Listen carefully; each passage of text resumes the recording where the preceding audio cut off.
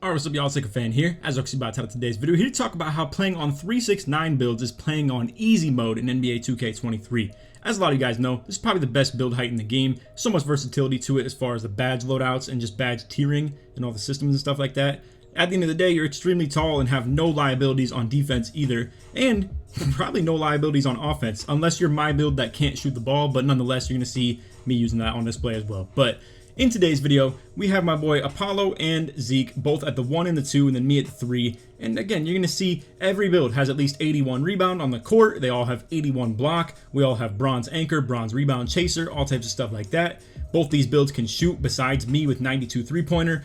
Everything can dunk. I mean, the badge tiering once again off the limitless takeoff and slithery is so ridiculous because again, it allows these two dudes right here to both have that. And as you can see, Zeke quick dropping. I mean, it's just ridiculous at the end of the day because you can't do that on a smaller guard build unless you have a lot of finishing badges. You have to have some limitless takeoff, and for smaller builds than 6'9", it's a tier 3 badge. So the tier 3 makes it so you have to have at least 16 finishing badges to have that on silver. Whereas on this build, they both have 8 finishing, and really they'd be perfectly fine with only 6. Because all they have to do is run silver slithery and silver limitless takeoff. One at tier 2, one at tier 1. But at the end of the day, again, you can see ridiculous defensive versatility, my interior D on display right there. And I think what stands out the most is examples like this, where Apollo defends the interior well. He's not a threat. He's not threatened by a taller player or anything like that. And then again, me getting the interior defense. We can spread the court, boom. I'm just running down, good speed, good standing dunk, all types of stuff like that. It's just a unbelievably easy mode to play like this, where if you come out here with a 6'1", people are going to start trying to post your dude up all game, sending cuts on him and stuff. It's unfortunate that this is the way that it is. At the end of the day, it doesn't make for horrible gameplay, if you ask me. You can still run pick and roll, you can still ISO, you can still do all that stuff as well. And regardless, there are still different builds that people use. I mean, the people we're playing against in today's video have a decently tall big man, like a solid height, and then obviously have a 6'7" that we showed in the intros as well, who's probably a pure lock. Generally, if you do run into Hall of Fame glove in this game, which that guy right there gets pieced up by the pick and roll. Hold on, we got to run that back too. Shout out to Apollo, running that misdirection, going crazy. Again, 6'9", moving like this. That goes hard, bro. That misdirection is a killer. And I don't even know how to do it, to be honest with you, so I can't tell you how. But nonetheless, the reasons for running different builds that I wanted to talk about are, obviously, if you run into someone that has Hall of Fame glove, they're probably 6'7", and they have to be either 6'7" or below, because you can't have anything more than gold glove at 6'8" and above, and even at 6'8", you have to be max wingspan to get gold glove too. So it's pretty unlikely that you run into people that have glove more than silver unless they are a 6'7" and below. So there is still reason to run those types of builds 100%, because at the end of the day, we all know pluck steals are really good. That's kind of the way you can counter the meta a little bit of the 369s, is if you do have someone that has Hall of Fame glove and they maybe only have like a very primary ball handler, then you can absolutely give them problems. The problem is, if you run into people that run 369s, and why this lineup is so crazy, you can absolutely just dodge lock all game. You can just literally throw the ball wherever you need to go. And if you were on something where I'm on a shooting build or something like that, you could literally all game just drive, kick, catch and run, drive, kick, catch and run, drive, kick, catch and run, all over the place, because you can all dunk, you can all shoot, and you can all defend at a pretty decent level. For me, my build has a little bit more offensive rebound and a little bit more dunk invested, so I can do stuff like this and obviously catch those O boards and just all that stuff included, and obviously with the slash take my own little ISO takes. And if you guys are familiar with the channel, most times I actually try and line up at the point guard position so I can get the smaller matchups on me, and we can have even more versatility with that, because then I can like dominate them on offensive rebounds and, all things included, still be able to dominate them in the paint on offense too. But right here, again, I gotta display this. This is court shrinkage at its finest. I mean, it's crazy ability that these 6'9s have. Now, albeit it ends with a wide open jump shot, but after a lot of dribbling. So let's just take this all the way back to the beginning. So inbound, I'm gonna go ahead and just play my arrows. He can play his, but again, court shrinkage. I am daring him to throw it my way. I got gold interceptor, crazy long wingspan, baiting. You can see I'm baiting this like drive right here, because if Zeke does play up a little bit, where he probably would have got beat right there, I'm able to literally just play his wing, bait him into the pass. Now he catches it, I'm back to mine, and again, I'm still dropping and daring him to throw it to my way. And you can see he does. Unfortunately, Zeke gets baby stunned a little bit and doesn't get a great jump, but albeit the jumping ability on these 6'9s, if you do have like decent vertical, and you likely do because you have to have the dunk up, you're probably guaranteed to get a pretty good jump contest on anything. Same with chase down ability as well, all type of stuff like that. Right here you can see hitting with a little dead leg. I love doing this move right here. I wanna break this down real quick as well. You can see I get it on a little reset, hit him with the little Rafer Alston on the little like step back, and then boom, that little baby hezzy step right here into the like behind the back. This right here that I'm about to do goes so hard because it gets my momentum moving forward and does this where I can just put the ball still in that same hand and then boom, move it over to the right and get completely over there. And then as you can see, boom, letting that windmill fly with the electric animation. If I've seen so many people asking about this, by the way, I got it through the Halloween stuff, so unfortunately you can't actually get it. But anyway, as you can see, sending the blitz off there, they could have dotted me, but Zeke low-key could have tried to play too. This is once again another display of just the size and rotation ability that you have, because I can drop right here, and honestly, Zeke could low-key just fly over to this wing, and one of us could, like, it's all confusion stuff because everybody can guard everybody. So Zeke could run to this wing, and one of us could fly up to the top, and Apollo could stay down, something like that, or whatever the case may be. Either way, he ends up not passing it, obviously runs it back out to the corner. Apollo gets a decent contest, makes it miss, and we all have the ability to rebound too. And then honestly, like, it's Apollo in transition hitting the contested shot, and I still would have been able to get the offensive rebound too. It just goes such a long way for everybody to have these crazy 6'9 builds that can literally just do everything. They do get us with the rim run right there. It is what it is. But again, it's so crazy. The badge tiering is just ridiculous. To get glove, interceptor, challenger, all types of stuff like that in tier 2. And then you got like actually, for that matter, glove in tier 1, so that's even more broken. And then you have, obviously, for the finishing stuff, it makes it so capable to make a finishing build like these two have right here, and you can still come out here and fade like that too. I mean, it's so tough, bro. Mind you, like, these dudes can both get LeBron and quick drop dunks with like silver slithery, silverless takeoff. They can still come out here, dunk the ball. They both have 81 defensive rebound, 81 block as well. They still have 76 interior D. They don't get babied by really anybody besides a center. And for that matter, what good is babying someone as a center on the 3v3 court? It's just tough, man. I mean, I do feel for the people who want to run versatile, diverse lineups. We don't do it very often. This is actually the first time all year I've loaded up a 3-6-9 lineup, and that's why I'm even making the video in general. Probably don't plan to do it too much in the long term either.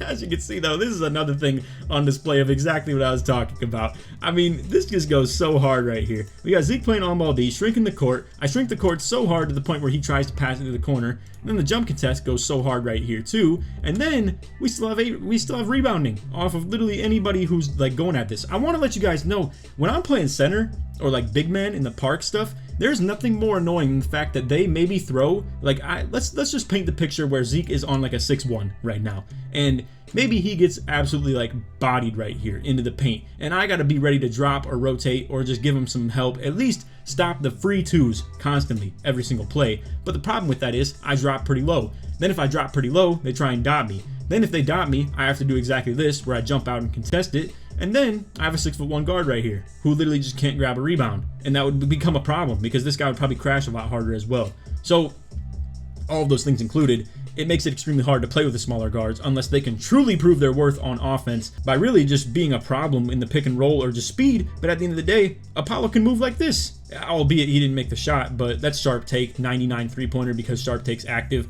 He has 92 normally. As you can see, we're all jumping right there. Good size and rotations though. I miss a lane and I'm already over there to the corner.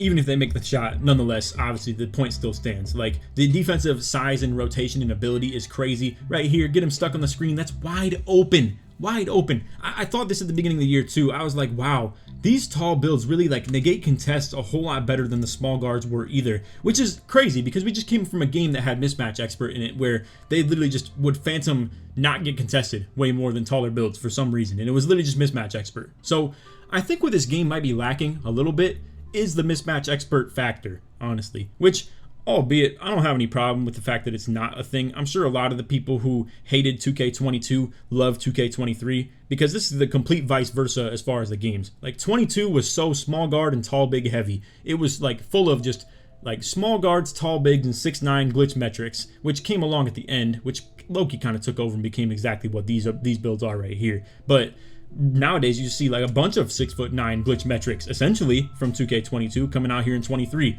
So I do want to like end this video and outro it with saying I do believe there's still a reason to make a lot of different builds in this game. 6'1 guards get really good attribute points compared to other small guards and still can get, once again, Hall of Fame glove if you really want to set it up to be. And anything in between that, all the way to 6'4", gets good dribble animations that you will see more unlocked throughout the course of the year as far as the height capped ones. Then you even still have badge unlockings as far as like Hall of Fame Unpluckable goes kind of hard that you also need to be pretty short to be able to get.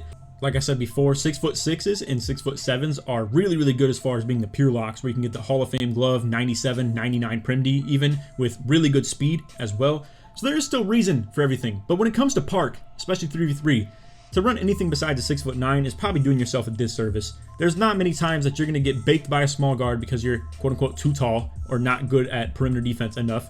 There's not many times you're going to run into a tall big who's going to dominate you on the boards. I mean, it's crazy too because I only had 1 rebound this whole game. Paulo and Zeke both accounted for 4 and 2. We out-rebound them 7-1, even though they had an actual big man on their team.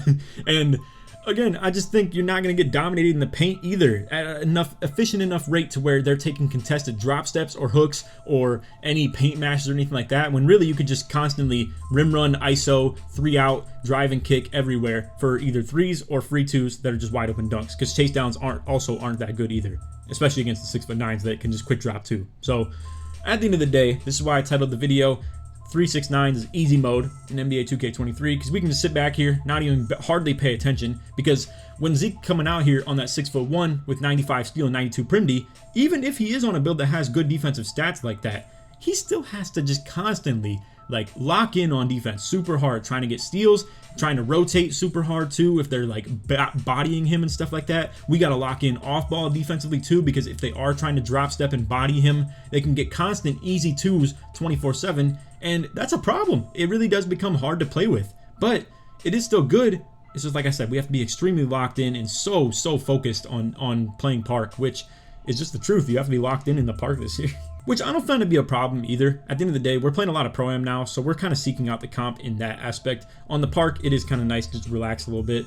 I'm one that actually, like, you know, curbs the trend when it comes to people talking about skill-based matchmaking, how they hate it so much. I would love if that was a thing in 2K. I would love to play people my own skill level every single game and constantly play comp games on 3v3, but they don't have anything like that unless it's staged, but that's kind of varied as well. But anyway, my whole point is I don't mind chilling a little bit on the park and running something like this. I highly doubt we will continue to do something like this though, because it is pretty simple and easy, and I don't really like that. And I'm on a build that has no shooting at the end of the day, and it's still the easiest, most like simple thing to do when we load up with this lineup. I'm sure it'd be 15 times easier, even for that matter, if I was a shooting build too and didn't invest in the offensive rebound so hard for this setting. I do disagree when it comes to Pro-Am. I do like the inside build factor of my build because I can contribute in the offensive rebounding and the passing and the defending and stuff like that. But on this court, my build's a little bit overdone as far as like being on those certain things, unless I'm around people that maybe support it a little bit more, like a taller outside big man or something like that. With this lineup though,